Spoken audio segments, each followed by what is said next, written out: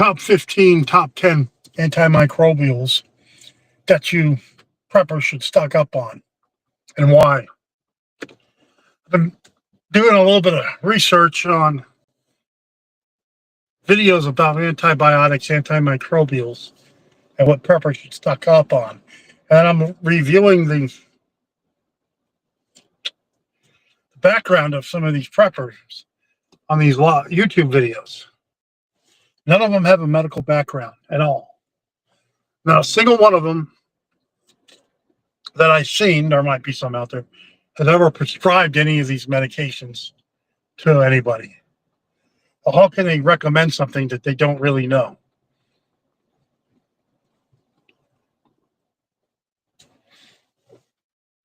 This is Suburban Prepper. I'm a board certified family nurse practitioner, and I have a top 15 list of antimicrobials that I would recommend.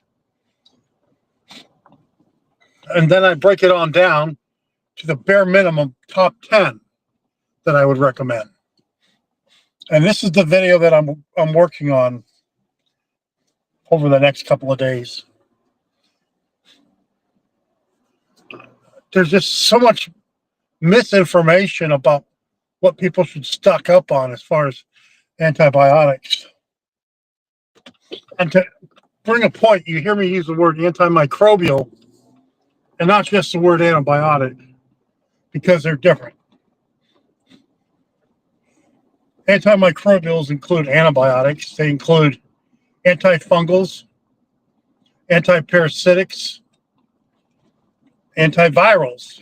You could break it down even to more. Any living organism that you want to kill that's a microbe, that's antimicrobial. Well, the medication is. And in my video that I'm working on, it's just oral medication, with the one exception of an intramuscular shot. So I have a top 15 list.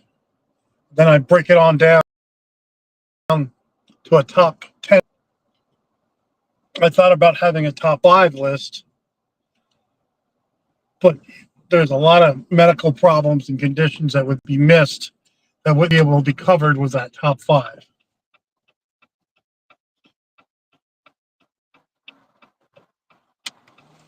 So I want you to check out that video. It's coming out in a few days. I'm working on it. The list of the medications is in my head. I mean, that's not the issue. The issue is making it presentable, sharing my knowledge with my prepper audience to make it interesting. And that's where the fun part is. I already know what I would prescribe for all these conditions. That's I just turn on my brain and think, what am I going to prescribe? And my brain comes up with the answer because I studied this for thousands of hours in my lifetime.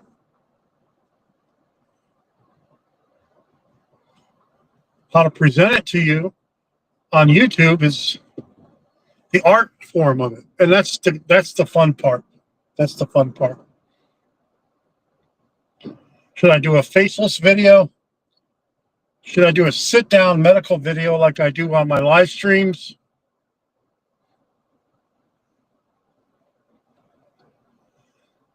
I am getting straight to the point with it, though. I'm not. I'm breaking it on down, as it were, in my videos. So I see this young lady walking across the street every morning, not paying attention. Well, at least she's not on her phone. And she's talking to herself. Or she might be talking into an earphone. Who knows? Oh, God bless her. But yeah, that's my next video. My individual first aid kit video really has taken off. I talk about the problems with what people pack in their individual first aid kit and what I would recommend packing in it. And I've had some people tell me some mean things, which I find funny, that you would actually take the time to leave a comment that's degrading and humorous at the same time. But I won't tolerate vulgarity, so I delete those. I don't mind being insulted. I'm a big boy in more ways than one. But I had one person argue with me about what an IFAK is, an individual first aid kit. Now, I'm not the one that came up with the term individual first aid kit. This is as a military background. Back in the old days, okay, our individual first aid kit was a pouch with a field dressing in it. The old green field dressing is about that big. And it was relatively worthless. But that was our first aid kit, buddy aid. You would take that first aid kit, snap it open, take the dressing out, and pack whatever wound that the casualty had. That was for him. Come war, we realized we need tourniquets, we need nasopharyngeal airways, we need better field dressings, we need ways to stop bleeding on the battlefield. Hence, the more larger individual first aid kits. Now, here's the thing I want you to think about, folks. In the Army, or in the Marines, or the Air Force, maybe even in Space Force, I don't know, we always pack individual first aid kit somewhere on our load. Somewhere where what's saying that we can't pack it in a fanny pack around our waist or male nurse pack? It can pack that way.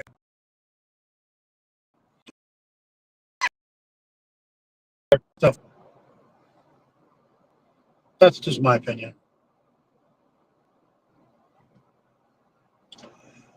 I got some good news from YouTube I want to share with everybody. I don't even know if I should say it because I finally got monetized, meaning now you watch my videos, I get some of that money from YouTube for those commercials. Because I'm a producer, I'm producing the videos, YouTube's watching it, they're getting their fair share, and I get a little bit now too. I finally got monetized. I finally got the message this morning, but I woke up at 3. And the message came about 6:30, about an hour ago. It's an automated message. I just looked at it and glanced because I was getting ready to go to work. And I was working on my top 15 antimicrobials that every prepper should stock, or whatever the title's going to be. That's the title I have in my head.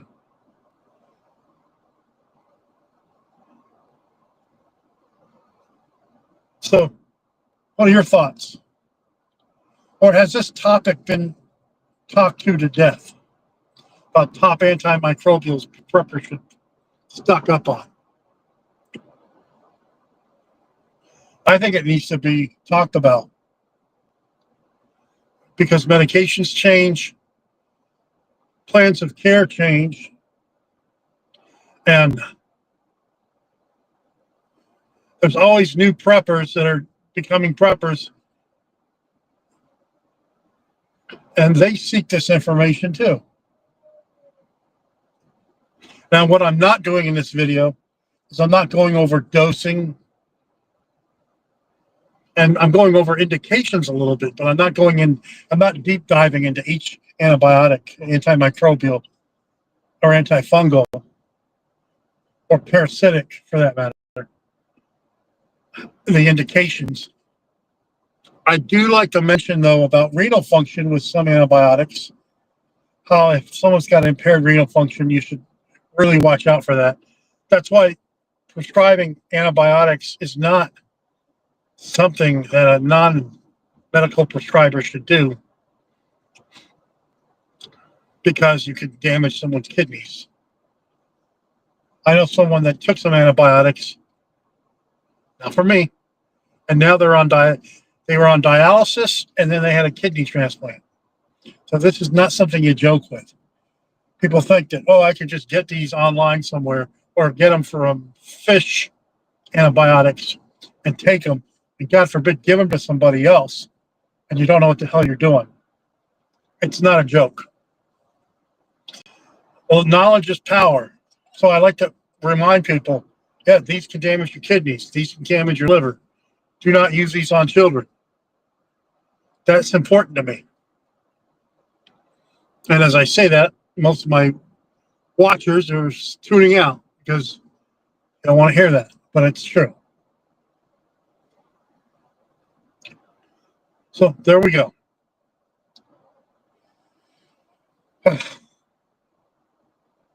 Well, I did a major readjustment in my prepper area. I totally organized it quite well, actually. And I just have a couple of more things I need to organize in my prepper area. For example, I need to have all my medical preps in one area with easier access. I need to move all my freeze-dried preps because I have a freeze dryer, harvest right, and I freeze dry my food and food from my garden. I freeze dry it. I need to move those into a corner. Those are emergency foods. And then I need to update my packing list for my medical supplies and my medical chests. And I want to update my medic bags and do an inspection. If you have a medic bag, you need to inspect it at least 4 times a year, with every season to make sure that stuff isn't dry rotted, stuff isn't leaking, things are intact, the bag itself can open up, and so forth. It's an ongoing process. I'm not going to make it.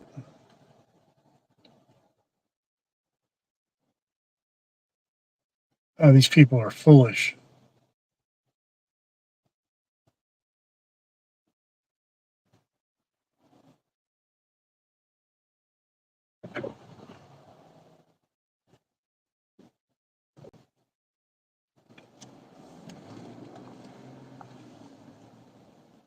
You need to slow down. You need to slow down. Thank you.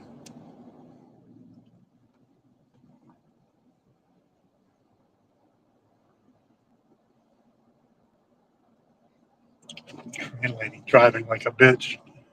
And there's one lane, and I gave them their time to drive, and it's my turn to go in the lane and turn. Anyway, well, today's Friday. The time is 7:36 in the morning Central, and I'm going to learn more about how to do AdSense for my videos now. It's a whole new component of making my YouTube videos. I've never really studied it much. You can study everything on YouTube. You can study medicine on YouTube. There's so many medical videos that are actually interesting. And a lot of medical students and nurse practitioners now, they have these resources on YouTube to study this stuff. Same thing for preppers. All this stuff, you want to learn how to tie knots? You want to learn how to forage? There's hundreds of videos on how to do that. You want to learn how to hunt ethically? How to zero your rifle? You got to go out and actually do it. But how to do it, it's amazing. So that's why I refuse to make a video about how to tie knots. That's been done a million times. I know how to tie the knots that I like to use. Some of them are cheat knots. Some of them are repeat themselves. Like if I want to make a loop, all I do is I tie a knot into itself and make a bow out of it. And then I bring the loop around through that bow, and then I can hold something in place that way.